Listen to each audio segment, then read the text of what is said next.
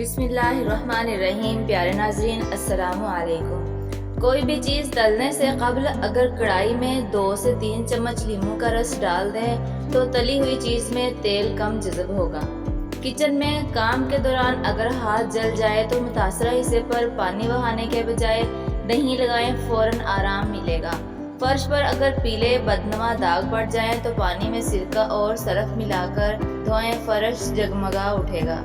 Switch board चमकाने के लिए किसी नरम कपड़े पर नेल पॉलिश रिमूवर लगाकर बोर्ड साफ करें। कपड़ों पर अगर स्याही या बॉल पेन की लकीरें लग जाएं तो इन्हें स्प्रिट से साफ करें।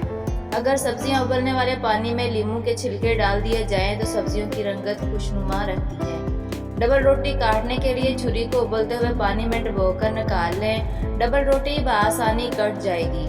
हाथ से लहसुन की बू खत्म करने के लिए हाथों को स्टील के चम्मच से रगड़कर सादा पानी से धो लें। प्याज जल्दी गलाने के लिए इसे बारीक गोल गोल लच्छों में काटें।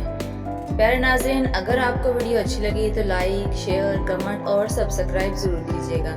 बेल आइकन को दबाएं ताकि मेरी हर आने वाली वीडियो आप तक बआसानी पहुंच सके।